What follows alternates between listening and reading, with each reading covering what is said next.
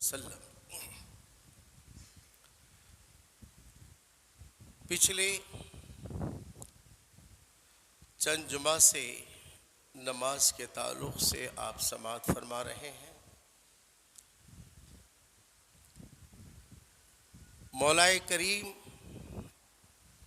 اپنے پیارے محبوب صلی اللہ تعالی علیہ وسلم کے صدقے و طفیل میں ہمیں مسجدوں کو سجدوں سے سجانے کی توفیق عطا فرمائے اور اپنے گھروں میں بھی اپنے اہل و عیال کو نماز کی پابندی کی تاکید کرنے کی توفیق عطا فرمائے۔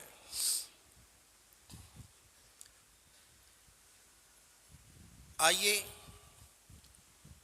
بارگاہ امام اہل سنت اعلی حضرت فاضل بریلوی رضی اللہ تعالی عنہ میں دو شعر خراج عقیدت کے طور پر پیش کرنے کی اجازت چاہتا ہوں۔ اجازت ہے؟ سب نہیں بول رہے ہیں۔ اجازت ہے؟ ماشاءاللہ۔ آپ سب کی جانب سے امام اہل سنت کی بارگاہ میں خراج عقیدت ہے، اللہ اسے قبول فرمائے۔ مہر و مہ سے نبض میں ضیا سے ملی، مہر و مہ سے نبض میں ضیا سے ملی۔ ذرا زور سے کہیں سبحان اللہ۔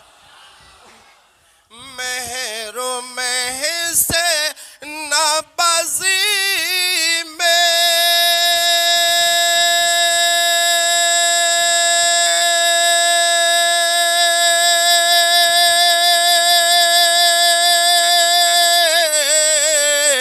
ضیا سے ملی، روشنی دل کو نور الہدی سے ملی، روشنی دل کو نور الہدی سے ملی۔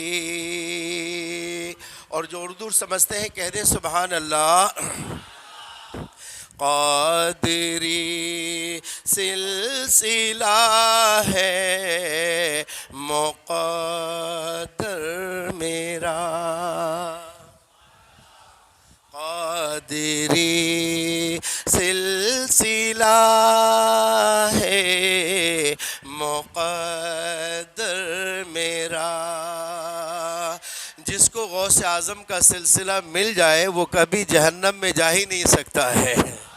قادری سلسلہ ہے مقدر میرا، قادری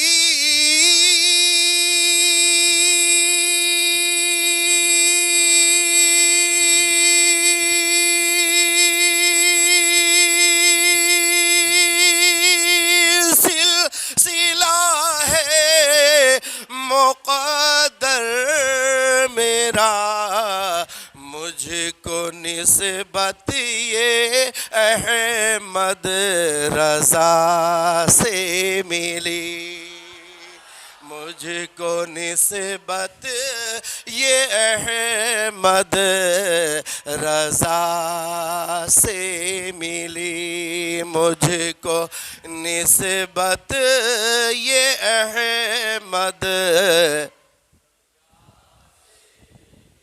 مجھ کو نسبت یہ احمد۔ درود پاک پڑھ لیجیے، اللہم صلی علی سیدنا و مولانا محمد وعلی آل سیدنا و مولانا محمد وبارک وسلم۔ صلاۃ و سلام علیک یا رسول اللہ صلی اللہ علیہ وسلم۔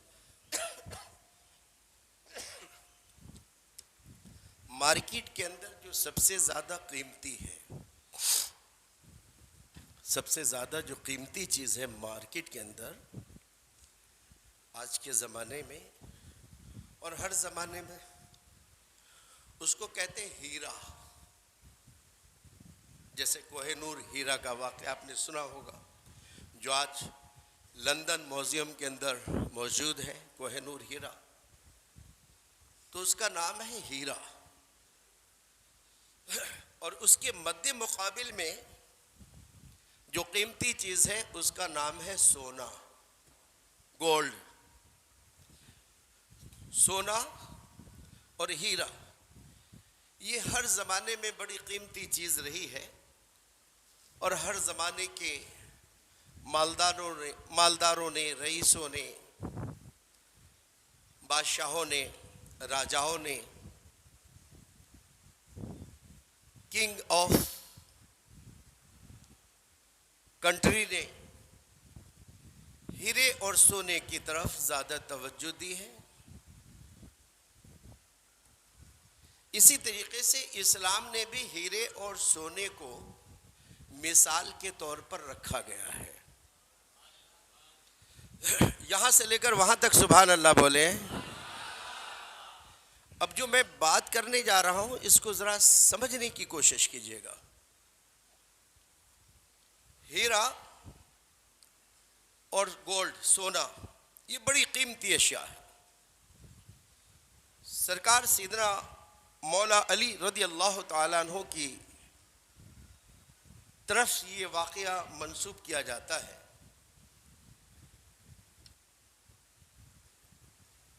داماد مصطفیٰ، شیر خدا، فاتح خیبر، شاہ مردہ، شیر یزداں، قوت پروردگار، لا فتح الا علی، لا سیف الا ذوالفقار.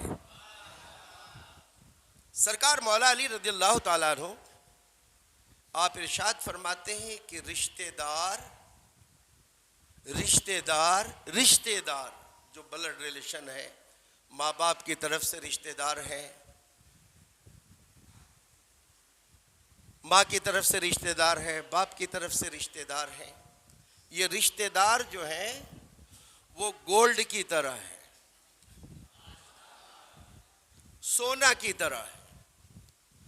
اور دوست، فرینڈ، یار، یہ دوست وغیرہ جو ہے یہ ہیرے کی طرح ہے. اب آپ نے سبحان اللہ تو کہا ہے، ویلکم، لیکن تھوڑا سا دماغ لگائیے کہ 1 کیرٹ ہیرا لینے کے لیے جائیے آج مارکیٹ کے اندر، یا گوگل سرچ کیجئے کہ 1 کیرٹ ہیرے کی کیا قیمت ہے، اور 10 گرام سونے کی کیا قیمت ہے. 1 کیرٹ ہیرے کے سامنے 10 گرام آپ سونا لے رہے ہیں، پھر بھی سونے کی اتنی قیمت نہیں ہوتی ہے جتنا 1 کیرٹ ہیرے کی ہوتی ہے. یہاں پہ ہمارے سونی حضرات تشریف فرما ہے جو راتوں دن ہیرے کا کام کرتے ہیں. اب مولا علی رضی اللہ تعالیٰ عنہ نے رشتہ دار کو گھٹا دیا اور دوست کو بڑھا دیا. کہنا تو یہ چاہیے کہ رشتہ دار ہیرے کی طرح ہے اور دوست احباب گولڈن یعنی سونے کی طرح ہے، ایسا بولنا چاہیے. لیکن حضرت علی ایسا نہیں کہہ رہے ہیں. قوم کو آپ تبلیغ دے رہے ہیں، قوم کو نصیحت کر رہے ہیں، آنے والی نسلوں کو آپ سبق دے رہے ہیں. تو آپ یہ سبق دے رہے ہیں کہ دوست، احباب، یار، فرینڈ، یہ سارے جو ہیں یہ ہیرے کی طرح ہیں اور ہیرے کی قیمت زیادہ ہے. اور پھر سامنے یہ کہہ رہے ہیں کہ جو رشتہ دار ہے وہ سونے کی طرح ہے، اس کی قیمت کم ہے. تو ایسا کیوں؟ اب میں توجہ چاہوں گا، اللہ کرے میری بات آپ کے ذہن میں آ جائے. آمین بولی. کتنوں اچھی دوستی ہو، کتنوں اچھا فرینڈ سرکل ہو، جس کے بغیر آپ پانی پی نہیں سکتے، کھانا کھا نہیں سکتے، چائے پی نہیں سکتے، فاسٹ فوڈ کبھی آپ جس کے بغیر استعمال کر نہیں سکتے، ایسا دوست. لیکن کبھی دوستی جب ٹوٹتی ہے، آپ نے دیکھا ہے سالوں سال کی دوستی ٹوٹتی ہوئی دیکھی ہے. جب دوستی ٹوٹتی ہے اور پھر جب واپس مل جاتے ہیں، واپس سمجھوتا ہو جاتا ہے، تو اس کے بیچ میں ایک دراڑ رہ جاتا ہے، ایک دراڑ رہ جاتا ہے. ہیرا جب جڑتا ہے تو اس کے اندر دراڑ رہ جاتا ہے، شنکا رہ جاتا ہے، شک رہ جاتا ہے. وہ پھر ویسی دوستی نہیں رہتی جیسے ٹوٹنے سے پہلے ہوتی ہے. تو یہ مثال دی گئی مولا علی رضی اللہ تعالیٰ عنہ نے دوستوں کی. یہ ہیرے کی طرح ہے. ہیرا اگر تھوڑا سا بے توجہی ہوئی اور زمین پہ گرا تو ٹکڑا ٹکڑا ہو جائے گا. اس لیے فرینڈ کے سامنے، دوستوں کے سامنے بہت احتیاط سے بولا جاتا ہے. 100 مرتبہ وچار کرنے کے بعد بولا جاتا ہے، کیونکہ یہ بہت نازک رشتہ ہے. اگر ٹوٹ گیا اور خدا نہ خواستہ پھر جڑ گیا تو داغ تو رہ ہی جائے گا، وہ داغ مٹے گا نہیں. لیکن رشتہ دار سونے کی طرح ہے.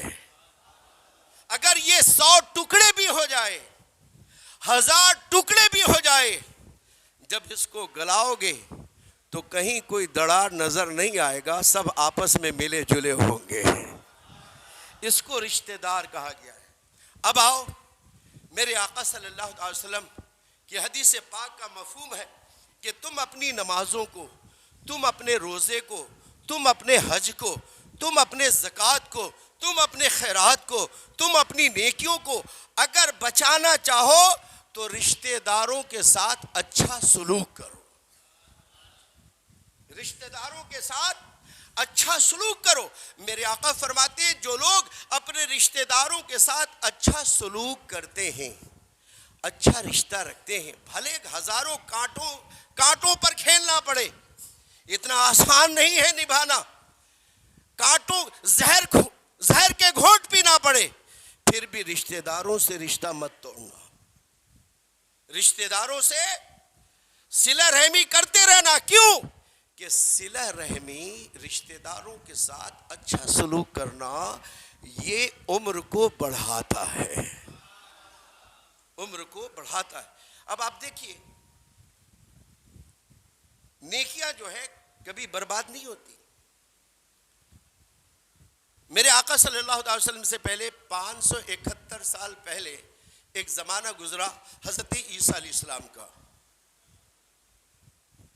571 سال کے بعد میرے نبی دنیا میں تشریف لائے بظاہر،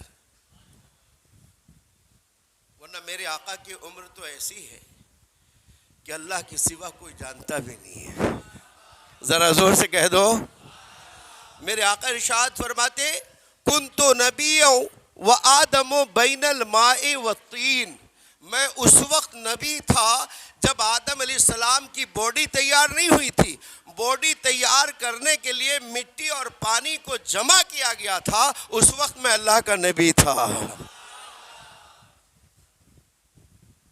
اب میرے آقا صلی اللہ علیہ وسلم سے 571 سال پہلے کا جو زمانہ ہے وہ حضرت عیسیٰ علیہ السلام. آپ 33 سال دنیا میں رہے، 33 ایئرس دنیا کے اندر رہے. آپ ایسے پیغمبر ہیں جو شادی نہیں کی. آج آپ ایسے پیغمبر ہیں کہ جس کو کوئی بیٹا بیٹی نہیں. آپ ایسے پیغمبر ہیں جو جوانی میں اٹھا لیے گئے اور انشاءاللہ اصلاح امت مصطفیٰ کے لیے قیامت سے پہلے پھر دنیا میں تشریف لائیں گے. زور سے بولو. حضرت عیسیٰ علیہ السلام اپنے زمانے میں دوستوں کے ساتھ بیٹھے ہیں کہ ایک دھوبی گٹھری لے کر جا رہا ہے تالاب میں کپڑا دھونے کے لیے. آپ نے ارشاد فرمایا یہ جا رہا ہے لیکن واپس نہیں آئے گا. کہا کیوں؟ کہا اس کی موت لیے جا رہی ہے, یہ زندہ واپس نہیں آئے گا. یہ کون کہہ رہا ہے؟ اللہ کا پیغمبر کہہ رہا ہے, جس کو اللہ تعالیٰ نے روح اللہ کا خطاب عطا فرمایا ہے. وہ پیغمبر ارشاد فرما جا تو رہا ہے لیکن آئے گا نہیں. مجلس ختم نہیں ہوئی, تھوڑی دیر کے بعد وہی دھوبی کپڑا اپڑا دھو کے گٹھری سر پہ رکھ کے واپس آ رہا ہے. اب لوگوں کو بڑی تعجب ہوئی.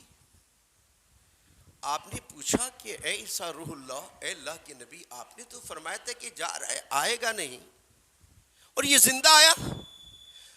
کہا یہ مجھے بھی بہت حیرت ہو رہی ہے, چلو اس کو قریب بلاؤ. قریب آئے, آپ نے فرمایا کہ گٹھری کھولو. گٹھری کھولی گئی تو دیکھا اس کے اندر کالا سانپ, کالا سانپ, بلیک کوبرا, کالا سانپ اس کے اندر ہے, اور اس کے منہ میں نکیل لگا دی گئی ہے کہ وہ منہ کھول نہیں سکتا. جب وہ منہ کھولے گا نہیں تو ڈسے گا کیسے؟ اور زور سے. اب جب آپ نے سانپ دیکھا تو آپ نے فرمایا اسی سانپ سے اس کی موت لکھی ہوئی تھی کہ یہ ڈستا اور وہ مر جاتا, لیکن اس کے پیچھے کوئی کارن ضرور ہے. عیسیٰ علیہ السلام نے ارشاد فرمایا دھوبی سچ سچ بتا, یہاں سے جب تم آگے بڑھے تو تم نے کون سی ایسی نیکیاں کی؟ کون سی ایسی نیکیاں کی؟ عرض کی حضور جب میں یہاں سے آگے بڑھا تو میرے پاس 3 روٹی تھی. راستے میں ایک بھوکا ملا, اس نے کہا اللہ کے نام پہ ایک روٹی کھلا دو. میں نے سوچا 3 روٹی ہے, چلو 1 روٹی دے دو. 1 روٹی نکال کے میں نے اپنی گٹھری سے دے دی. اس نے روٹی کھائی, کہا اے اللہ اس پر جو آفت آنے والی ہے اس کو دور فرما دے. یہ دعا بڑی اچھی لگی تو میں نے دوسری روٹی دے دی. جب دوسری روٹی دے دی تو اس نے دعا کی اے اللہ اس کی عمر کو بڑھا دے, اس کی عمر کو بڑھا دے. جیسے اس نے یہ دعا کی تو مجھے بڑی اچھی لگی. ایج بڑھ رہی ہے, عمر بڑھ رہی ہے, کس کو اچھا نہیں لگے گا؟ عمر بڑھ رہی ہے. تو میں نے سوچا چلو آج بھوکے ہی رہ جائیں گے, چلو تیسری روٹی بھی اس کو دے دوں. تیسری روٹی دے دی. اس نے یہ کہا کہ اے اللہ اس کی عمر بڑھا کر اس کو پریوار کے سائے, اس کے نیچے جو سائے ہیں, بیوی پر ان کا سایہ ہے, بچوں پر ان کا سایہ ہے, بھائیوں پر اس کا سایہ ہے, بہنوں پر اس کا سایہ ہے, اے اللہ اس کی سائے کو لمبا کر دے. حضرت عیسیٰ علیہ السلام نے ارشاد فرمایا دیکھو 3 روٹی نے اس کی عمر بھی بڑھا دی, آنے والے مصائب کو بھی ٹال دیے, اور اللہ تعالیٰ نے ان کے بیوی بچوں کو بیوہ اور یتیم ہونے سے بھی بچا لیا ہے. تو نیکیاں کبھی برباد ہوتی نہیں ہے, اس لیے نیکیاں کرتے رہو. اور نیکیوں میں جو سر فہرست جو آتا ہے وہ اللہ کی عبادت ہے, اللہ کی ریاضت ہے. لہٰذا اذان سننے سے پہلے کوشش کرو ہم مسجد میں پہنچ جائیں. ایک بات چلتے چلتے اور عرض کروں, لوگ کہتے ہیں کہ ہمارا حال کیا ہو رہا ہے, ہم 35 کروڑ ہیں یہاں ہندوستان کے اندر 35 کروڑ ہیں لیکن ہمارا کوئی ویلو نہیں.